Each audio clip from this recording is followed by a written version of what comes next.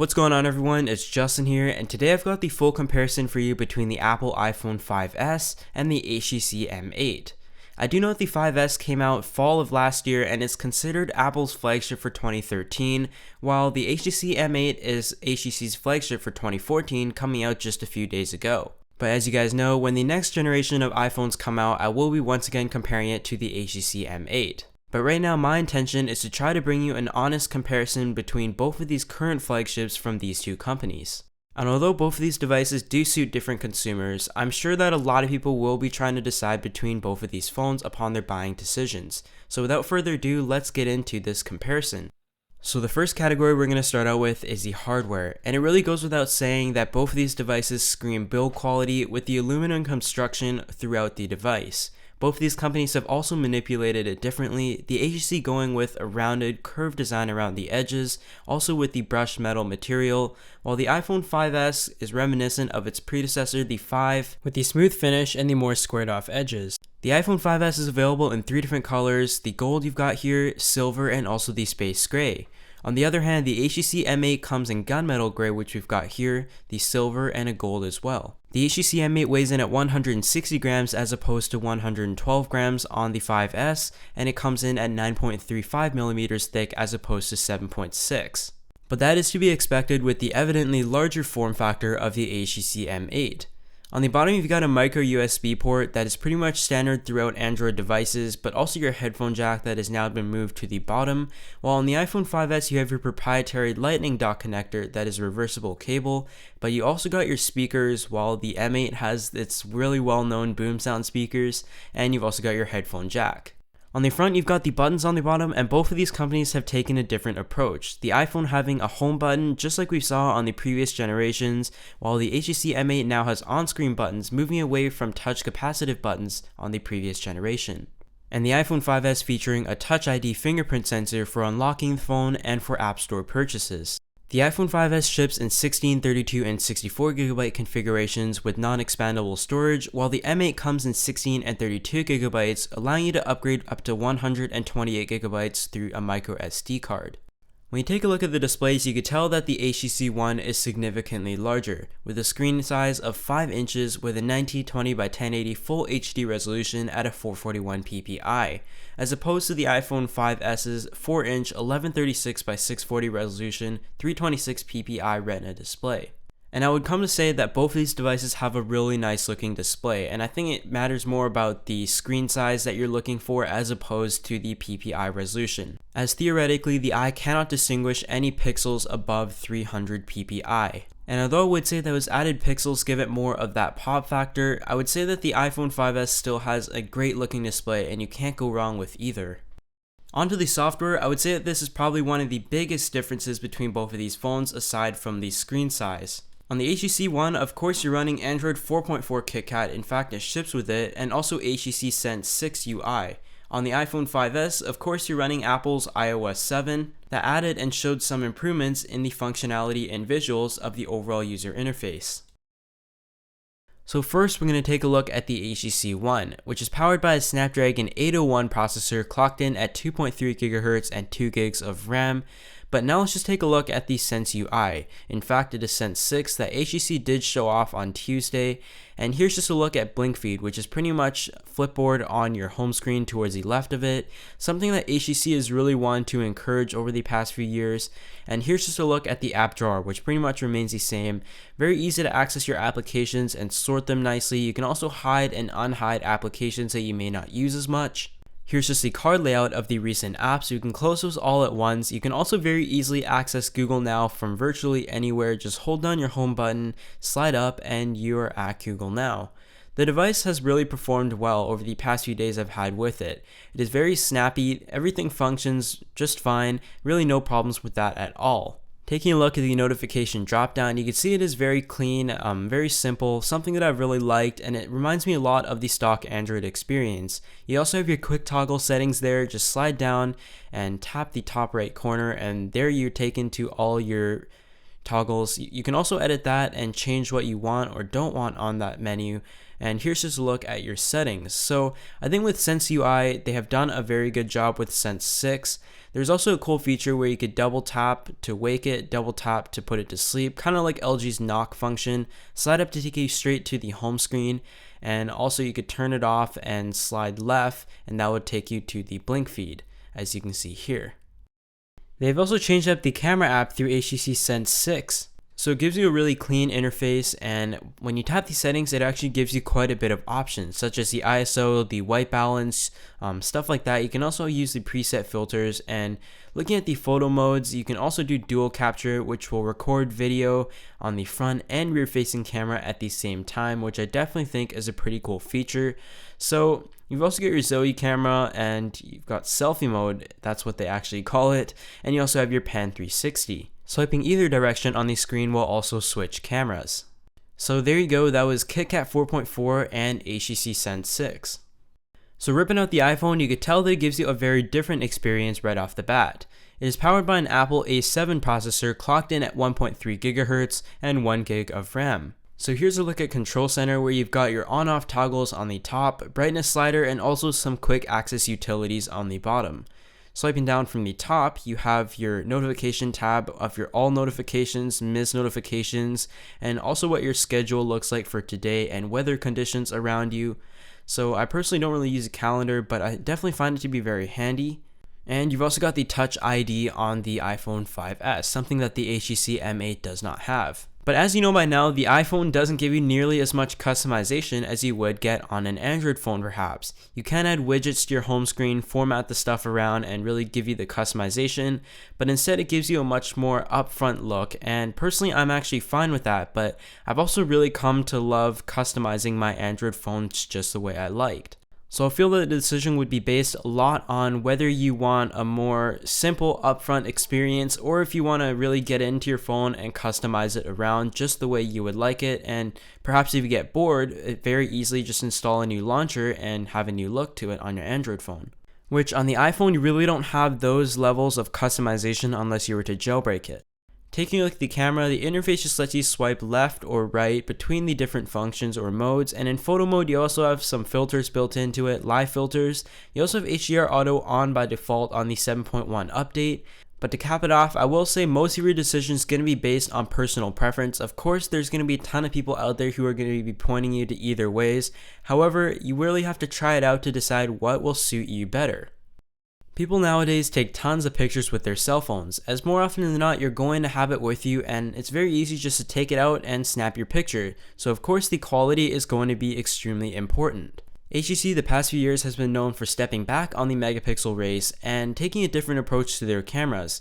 This time it features a 4 ultra pixel camera, and with each pixels within the sensor being much larger than one seen on traditional cameras, it allows it to capture much more light, resulting in great low light performance. But also that secondary dual camera that has never been seen on a smartphone before, and it is used to store depth information of each photo taken.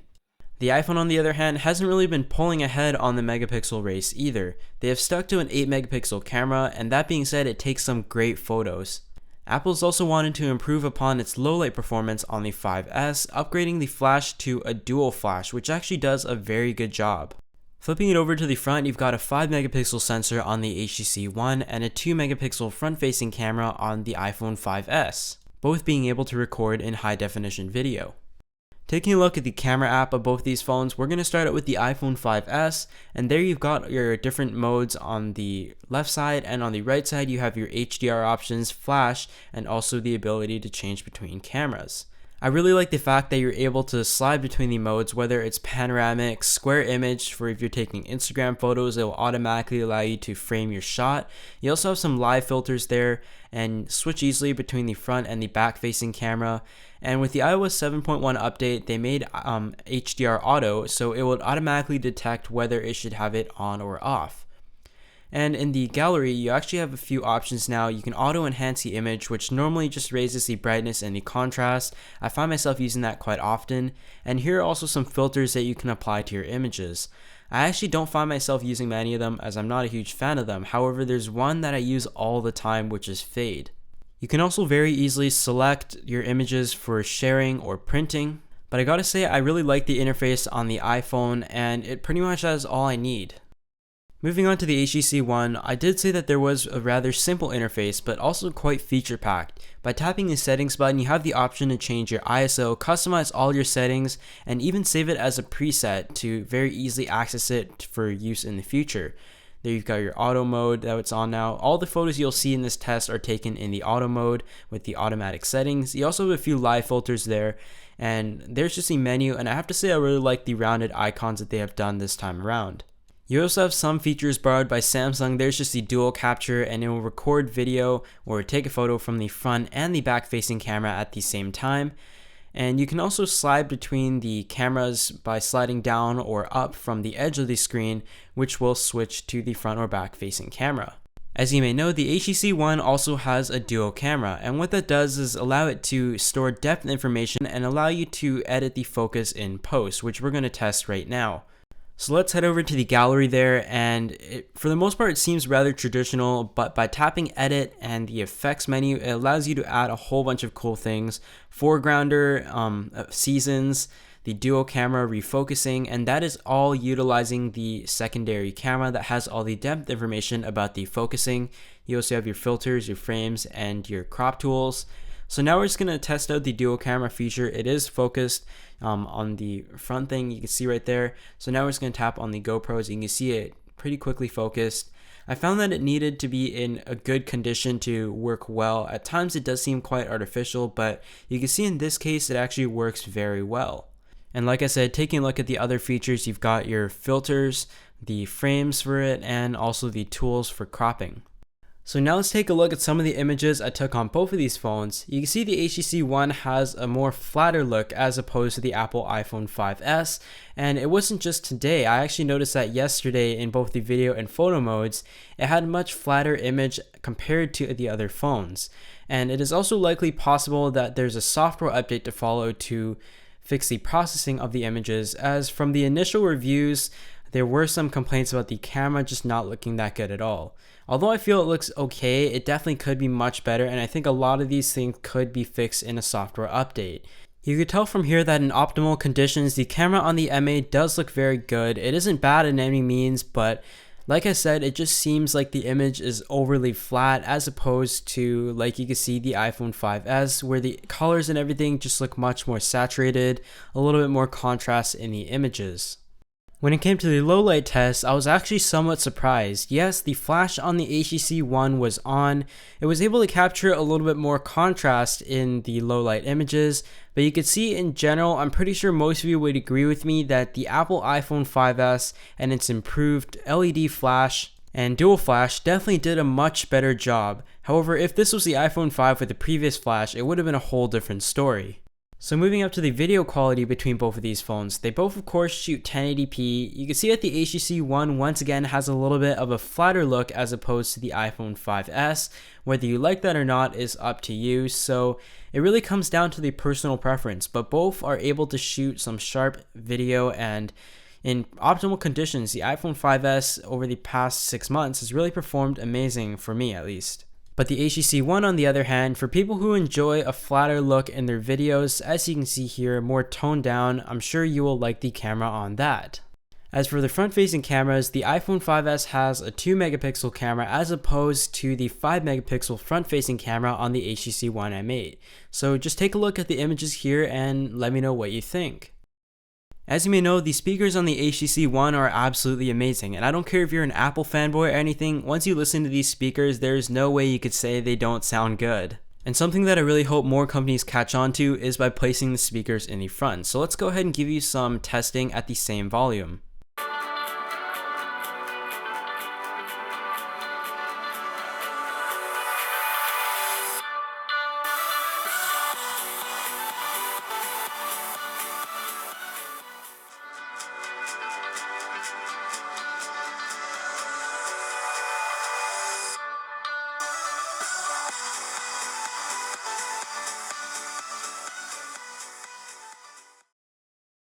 Now when it comes to the battery, that is one of the categories I feel that the iPhone really needs to improve on. The HTC One has a capacity of 2,600 mAh, while the iPhone 5S has a capacity of 1,560 mAh, and I'm normally able to get just about 6 hours of use of it, while on the HTC One, upon my first few days of using it, I was easily able to get 8 to 9 hours of use on it. And although I do understand that the HTC One has a larger form factor and likely more space to fit a battery, Apple really has to figure something out when it comes to that. The HTC also features quite a few power saving modes and fast charging features. The last thing we're going to take a look at is the benchmarks, as once again, I didn't really want to bore a lot of people out there with all these benchmark scores, but I will tell you that when you compare the HTC One versus the iPhone 5S, on the spec sheet, the HTC One without a doubt will win when you look at the clock speed of the CPUs, the amount of RAM and everything. But in this situation, especially when both of these phones are coming from different platforms, this is where I would say that the benchmark score really doesn't reflect that much. Apple has its own way of optimizing the software to take advantage of, I guess, less powerful hardware as opposed to the other Android phones out in the market, but it functions equally as well. But you can see here the Geekbench score is pretty much the same on the multi-core score, and the iPhone 5S is just a little bit ahead on the single-core score with a 64-bit processor, but you also have to keep note that the HTC One has a quad-core processor, while the iPhone 5S is a dual-core processor. In the Antutu benchmarks, both of these phones are once again rather close, 28,774 on the HTC One, while on the iPhone you've got a 29,600. But if you did see my other videos, I mentioned that I found the score in Antutu to be especially low, and I'm kind of interested to see what the score will be after an update to optimize support for the new hardware in it. So next up, I took a look at the GPU handling, and I used 3D Mark for this test and the Ice Storm Unlimited sequence on both of them. You can see that the HTC One came out with a score of 20,856 as opposed to 14,991 on the 5S. And this is, I guess, where the quad-core performance and the clock speed of 2.3 GHz versus the 1.3 really comes in.